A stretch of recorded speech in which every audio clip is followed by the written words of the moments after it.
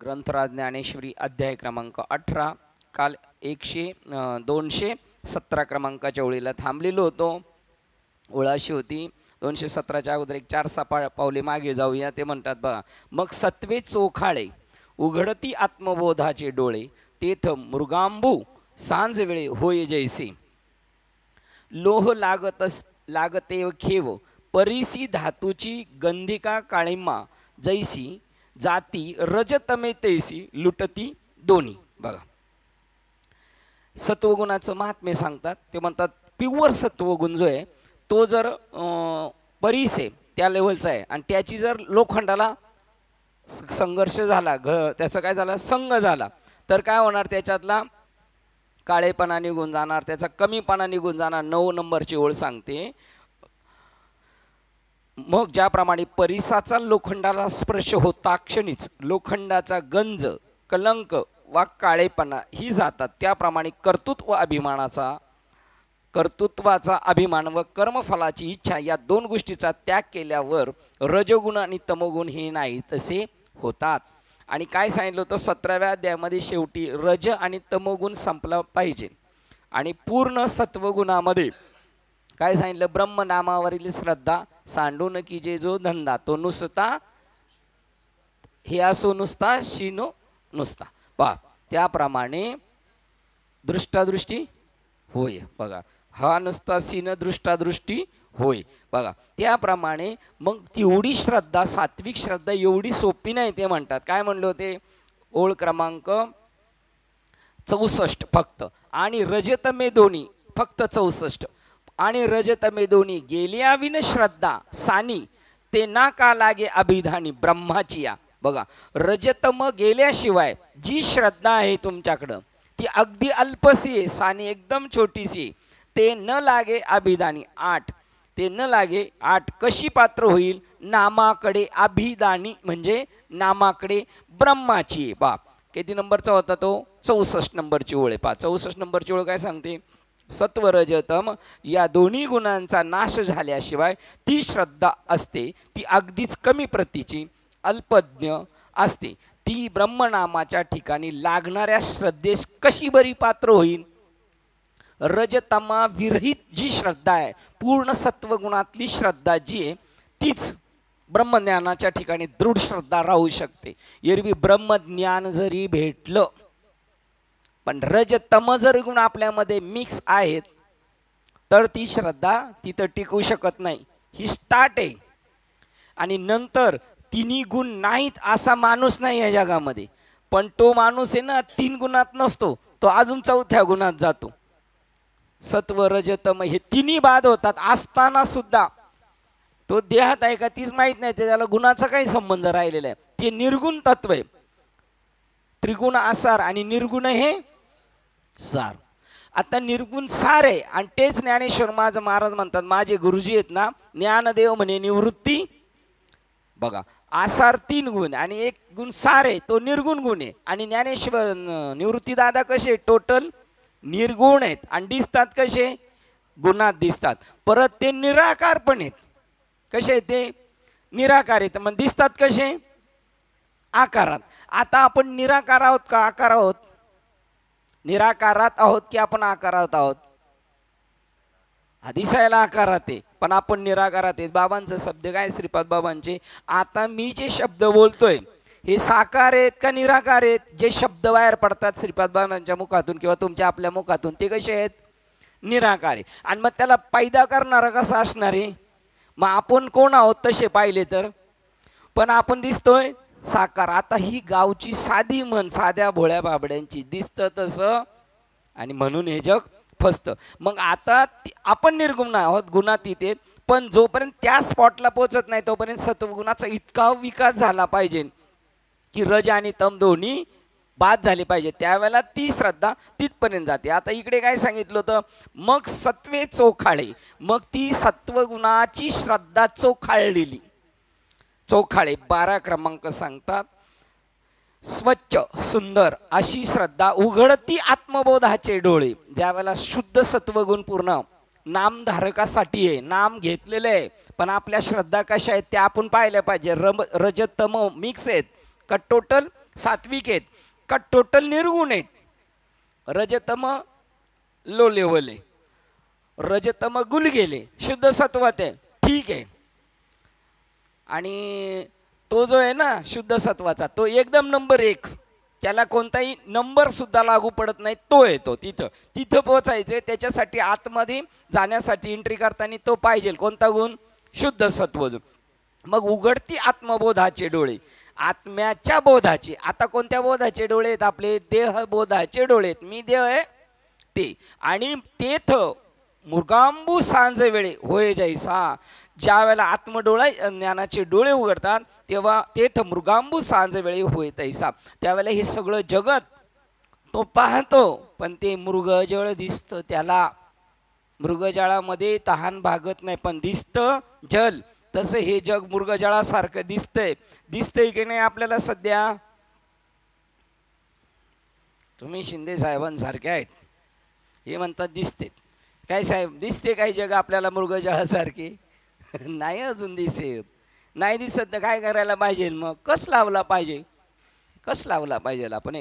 काय सांगतात त्यावेळेला मृगजळ दिसतं. ह्या स्टेपला आपल्याला जायचंय का आहोत आपण? आहोत. फक्त आपल्या मनाची समजूत करायची. काय करायची? जी देवबुद्धी आहे, कोणाही साधनाचा न केला लाग, करणे केला त्याग देवबुद्धी. मग देह मी सरे उरला उरे विठ्ठल. विठ्ठल शोधायला मग कुठं जायची गरज नाही. हा जर संतांचा विठ्ठल समजून घ्यायचा असेल, तो संतांचा नाही का आहे? ते प्रतिकात्मक आहे. आणि जे व्यापकत्व आहे तुमच्या हृदयात तो आहे, तो कळण्यासाठी. मग ते म्हणतात तैसा बुद्ध्याधिका पुढे बुद्धी आणि इत्यादी अवयव तुमचे, कर्मेंद्रिय असू द्या, ज्ञानेंद्रिय असं तुमच्या नखशिकांत ज्ञानेंद्रिय बुद्ध्याधिक आणि कर्मेंद्रिय यांच्या पुढे असतू विश्वाभासु. हा एवढा तो न देखे कवनी कडा आकाश जैसे. आकाश जसं आपल्या सतत बरोबर आहे, पण ते दिसतंय का आपल्याला? तसा हा बुद्ध्याधिक पदार्थांना, इंद्रियांना, ज्ञानेंद्रियांना, कर्मेंद्रियांना सुद्धा असतू विश्वाभास एवढा, असणारा विश्वाचा भास एवढा तो न देखे कवनी कडा आकाश जैसे. आकाश जसं पाहत नाही तसं आपल्याला ते दिसत नाही. या स्पॉटला आपल्याला जायचंय. आपल्या गुरुजनांचा बोट धरून आपल्याला तिथपर्यंत पोचायचे. आता पहा, त्याच्यानंतर आपला श्लोक होता 10 नंबर, देह आत्मा असा अभिमान नाही. बघा, त्याच्यानंतर संसाराला कारण काम्याधिक कर्माचा द्वेष करीत नाही. त्याच्या वाट्याला आलेलं काम्य कर्म आलं, काम्य कर्म हे करावंच लागेल.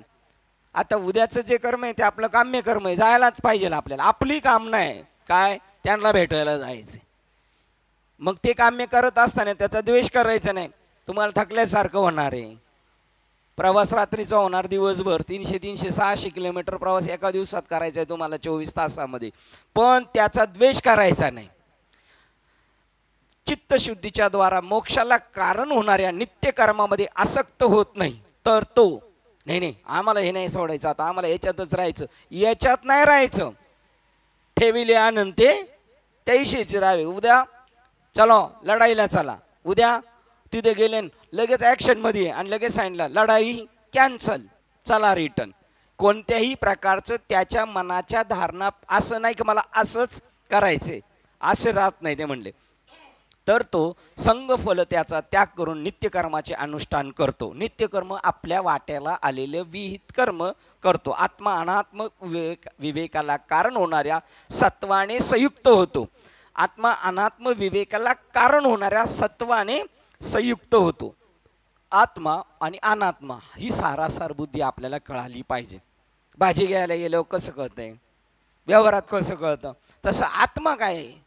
आत्मा म्हणजे फायनल तत्व काय आणि नासक काय.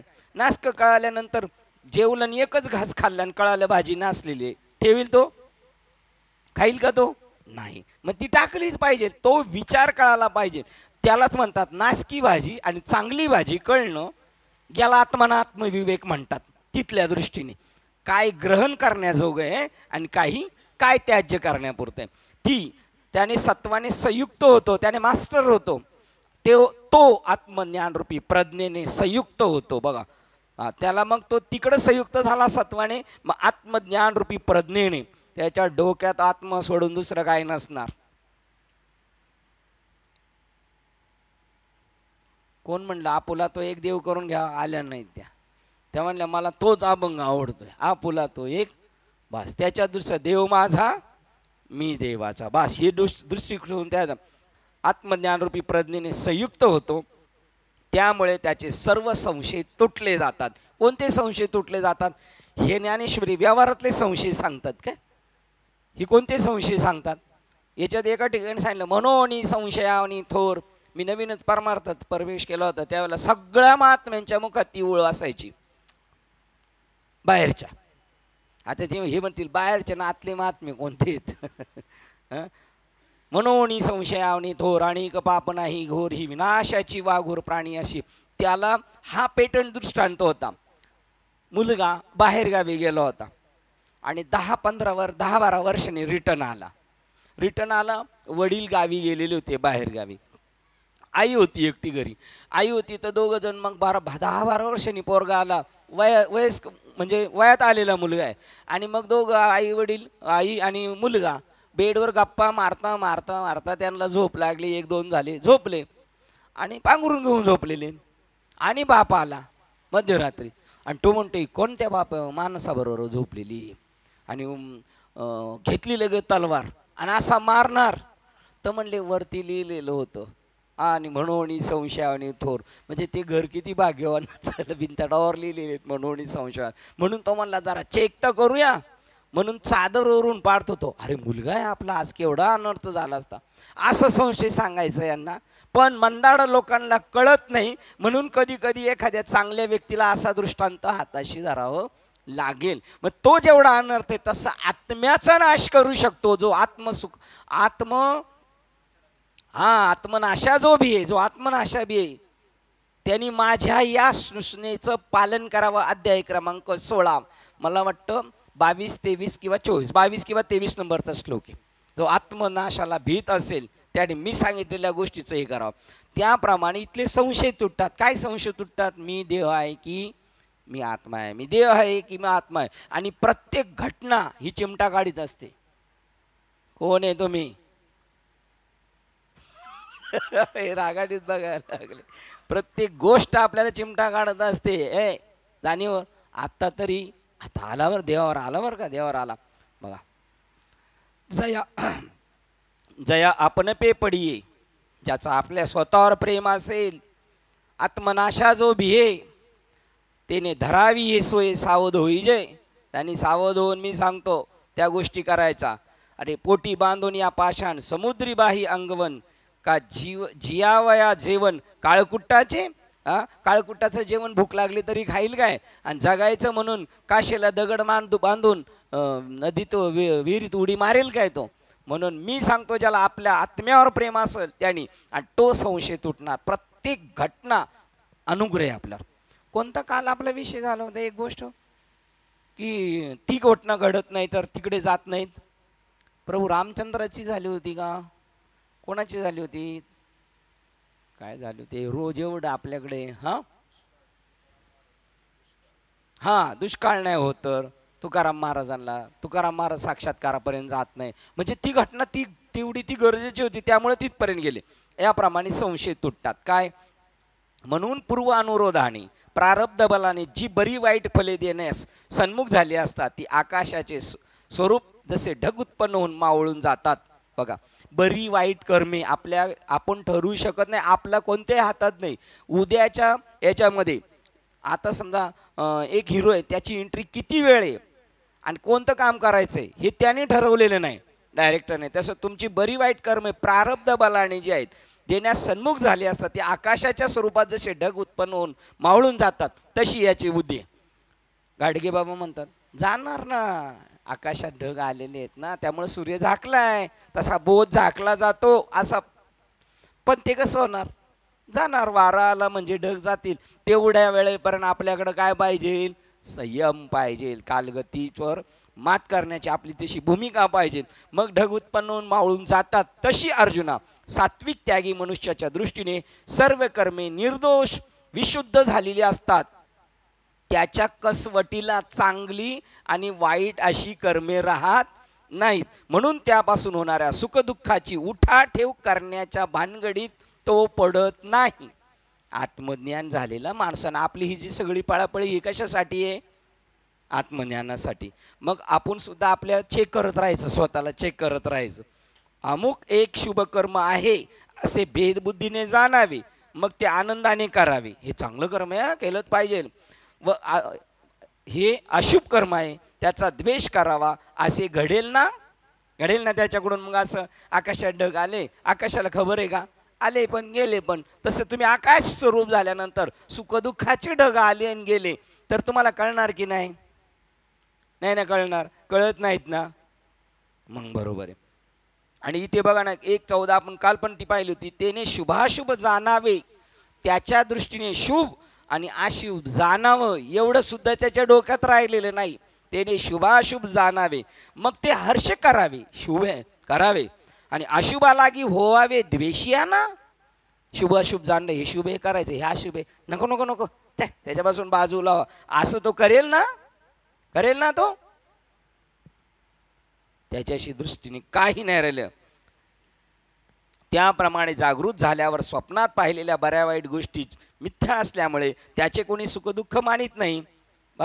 त्याप्रमाणे शुभ आणि अशुभ याच्या मनात कोणतीही शंका संशय भ्रांती नसती. स्वप्नात पाहिलं नातू झाला, लगेच उद्या पेढे घेऊन वाटायला जाईल का तो सकाळी?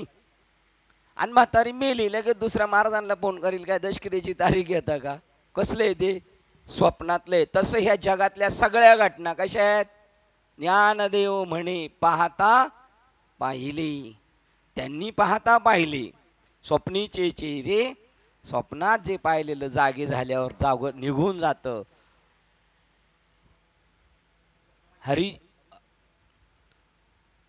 हरितेशी हरीचे दास, त्याचं शेवटचं चरण.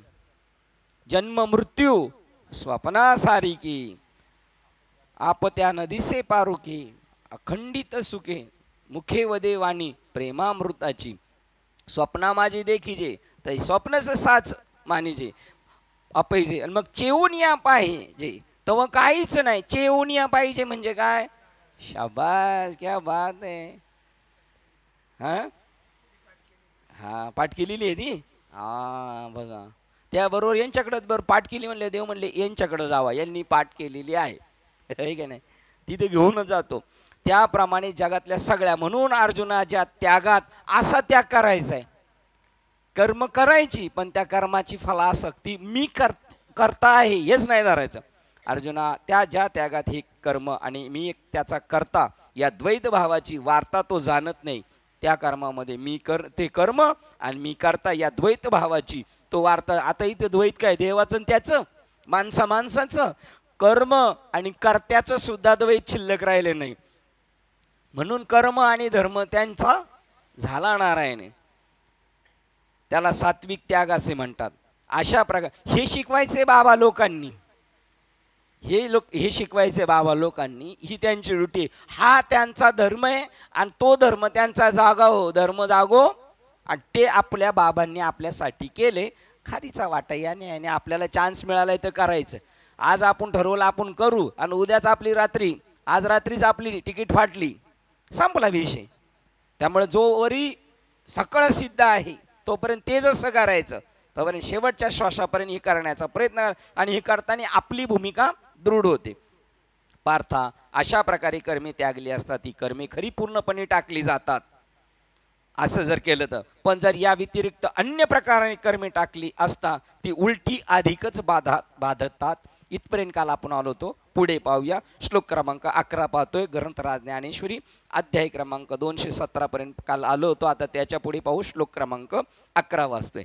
देहच आत्मा असा अभिमान धरणाऱ्या पुरुषाकडून कर्मे निशेष टाकली जाणे शक्य नाही.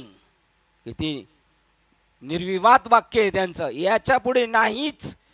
देहच आत्मा आहे असं ठरवणाऱ्या माणसानी किती स्वाहा स्वाहा करू द्या तरी त्याचा स्वाहा करणारा तो कोण आहे? स्वतःच राहतो. तो स्वतःला देह समजतो. देहच आत्मा असा अभिमान धरणाऱ्या पुरुषाकडून. भागवतातली ओळी, मी आत्मा असे देई, हा विश्वास नाही दयाशी, ते मृगजळाचे निडोई.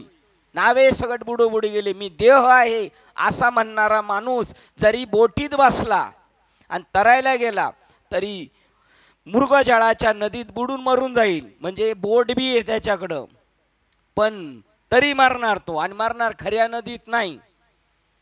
त्याचं नाव आहे माया विघ्ने भ्रमला खरे. मायेच्या तडाख्यात सापडल्यामुळे नसणाऱ्या लचांडात सापडणार, म्हणजे साप नसताना साप चावून मारणार तो.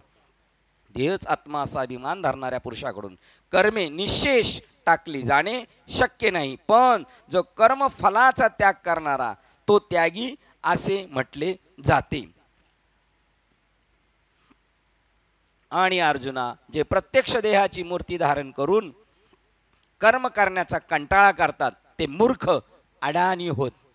बघा ओळ काय दशकिरीची ओळ आहे का त्याच्यामध्ये, बघा बरं पुढे येणारच आहे 100.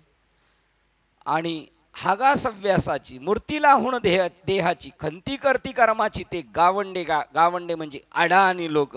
आपल्या वाट्याला आलेलं कर्म करताना त्याची खंत करत बसले तर ते गावंडे. कारण कर्माचं स्वरूप काय, म्हणून ब्रह्मतेची कर्म. आणि अर्जुना, जे प्रत्यक्ष देहाची मूर्ती धारण करून कर्म करण्याचा, आणि मग हे काय, हे सुद्धा काय आहे, मग हे कर्म आहे आणि हेच कर्म ब्रह्म आहे. बघ आता ज्याला ब्रह्म आहे तो सुटला हे, आणि ज्याला कर्म आहे तो गुंतला. किती तिथंच काय म्हणतात आबासाहेब देशमुख म्हटले, आता पूर्व इकडे आणि पश्चिमेला पाहायचं असेल तर किती वेळ लागणार आहे. पश्चिमेकडे जायचं असेल तर पूर्वेकडचं तोंड पश्चिमेकडे करायचं तर किती प्रवास किलोमीटर करावा लागणार, जाग्यावर पलटी. तसं देह वाटे जाणारा तो जाणावा आत्महत्यारा, आणि देहबुद्धी ती आत्मबुद्धी करावी. बस देहबुद्धी ती देह आहे असं वाटलं तो आत्महत्यारा, आणि देहबुद्धी ही आत्मबुद्धी केली सुटला तो.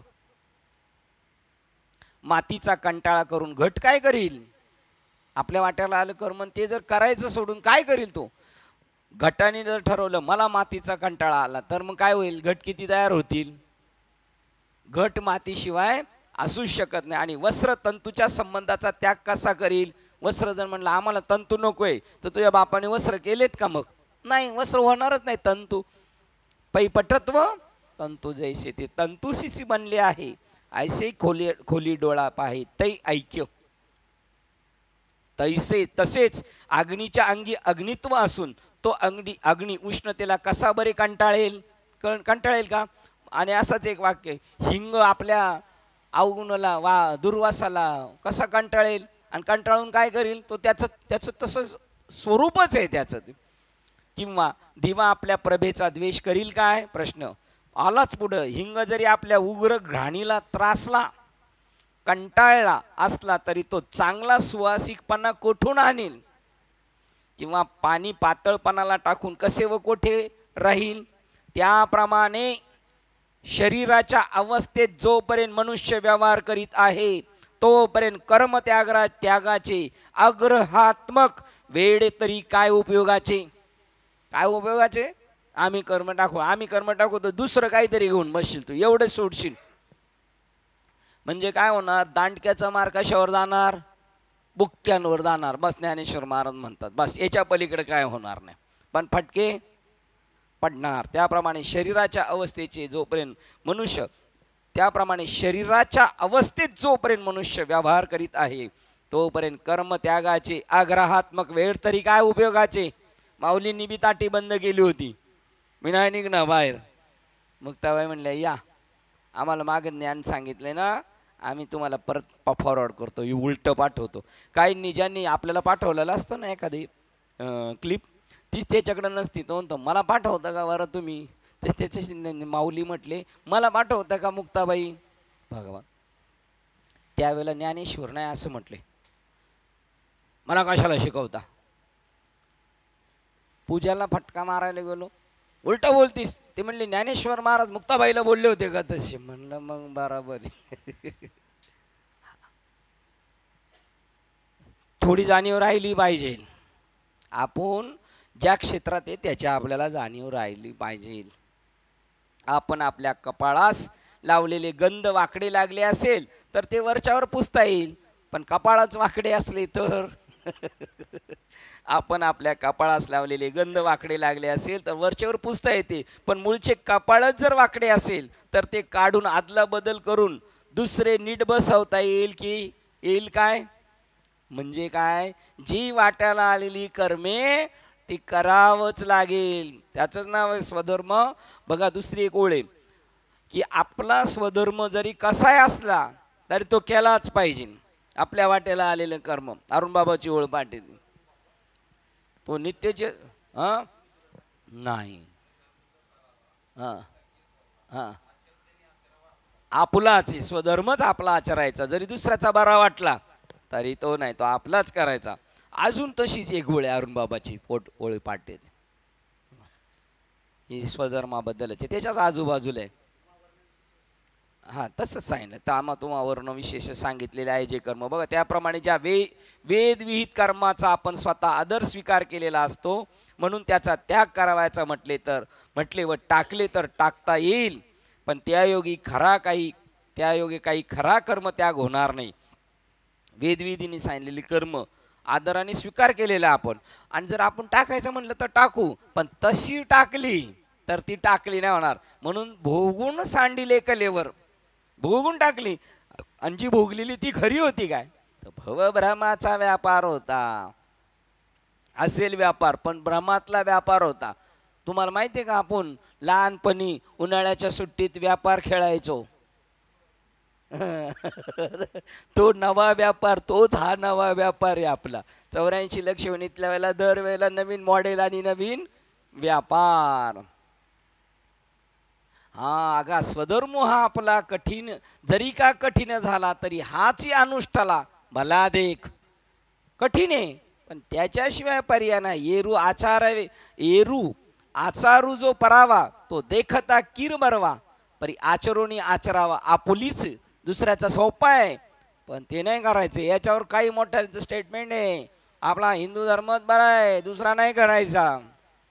बरी मोठ्यांच्या नादी लागायचं नाही. ते असं ते म्हणले ना, बाबा जर म्हणले ना, बाबा बैल गाभण, आपण काय म्हणायचं? हा बघितलं. हा बाबा जर म्हणले बैल गाभण तर आपण काय म्हणायचं? कालच बघितलं असं म्हणायचं काय? तो बघा किती भाषा आहे, कळत नाही लोकांना. बरोबर लवकर कळत नाही. तर जुनी म्हण काय आहे? 16वा महिना म्हणतो, 10वा महिना. मग यांना किती आनंद झाला, यांना असं कळतं. बरोबर कोण चुकला का लय दिल खुश आहेत विनायक महाराज. बरं ते कोणी आडाणी माणूस चुकल्यावर नाही एवढं हसते, महाराज चुकले का मग हे नाही. आणि प्रवीण तू कधी खुश होतो रे?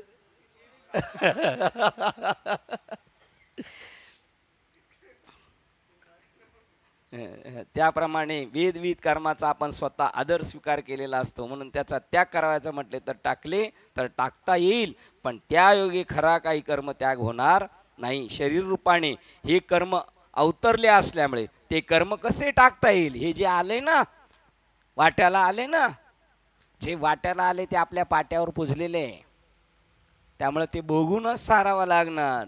शरीर रूपाने हे कर्म अवतरले असल्यामुळे ते कर्म कसे टाकता येईल? प्रश्नचिन्ह. कसे टाकता येईल? येईल ना टाकता. कसे टाकता येईल? त्याला किंमत नाही द्यायची, मग टाकू शकतो. का की मनुष्य निजला असता तरी श्वासोश्वासाच्या रूपाने स्वाभाविक कर्म हे घडतच असते. ते टाकता येईल का? मला नाही श्वास घ्यायचा, ऑटोमॅटिक चालू आहे. अर्थात तसे हे सगळं ऑटोमॅटिक चालू आहे. याचा करता धरता भरता तो आहे, आणि ते आपण घेतो कपाळावर, आपल्या डोक्यावर. बघा त्यांनी मारूनच घेतलं. नाही त्याची घेता शिरी, मग दुराविसी नीज पंथ. का की मनुष्य निजला असता तरी श्वासोश्वासाच्या रूपाने स्वाभाविक कर्म हे घडत असते. अर्थात स्वाभाविक कर्म असे की आपण काही एक न केले तरी त्यात त्याची उभारणी होतच असते. आपण न ठरवलं तरी होईल, सगळं ठरवून आहे का आपलं? या शरीराच्या निमित्ताने संपूर्ण कर्मच हे जीवाच्या पाठीस लागले आहे. काय हे कर्मच आपल्या पाठीमाग लागलेले जीवाच्या. ते इतके की याप्रमाणे ते जिवंतपणी अमरनाथ व मेल्यावरही कर्म करण्याचे राहतच नाही. आता तर लागलेलंच आहे मागे, पण पुन्हा याच्यानंतर परत रिटर्न दुसरं चालू आहे, तिसरं चालू आहे. लगेच हा देह पडला का लगेच दुसरा देह तयार आहे. पण कोणासाठी? ज्याला आत्मज्ञानाचे डोळे उघडलेले नाहीत, आत्मबोधाचा बोध झाला, आत्म्याचा बोध झाला नाही, त्याच्यासाठी. आत्म्याचा बोध ज्याला झाला त्याला काहीच नाही, तो त्याचा अधिकारी यायचा का नाही. देह ऐसे वाखोटे, पृथ्वी माझी न भेटे गुण. हां,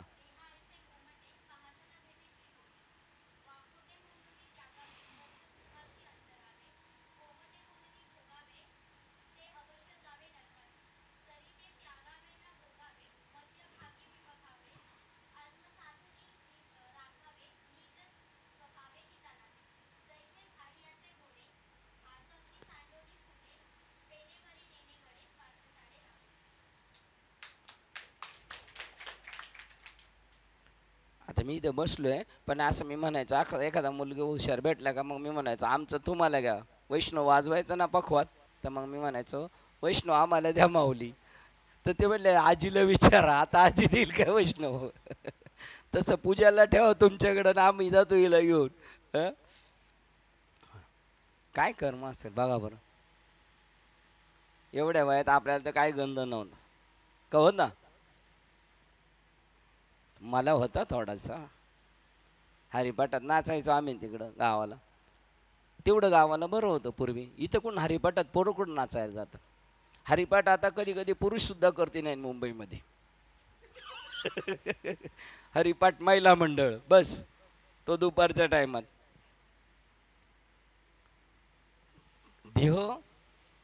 देहायचे अमंगळ या जगात पृथ्वीवर काही नाही, पण त्रैलोक्यात देहासारखं पवित्र नाही. म्हणून या देहाने जर भोगच भोगायचे म्हटलं तर ते योग्य नाही.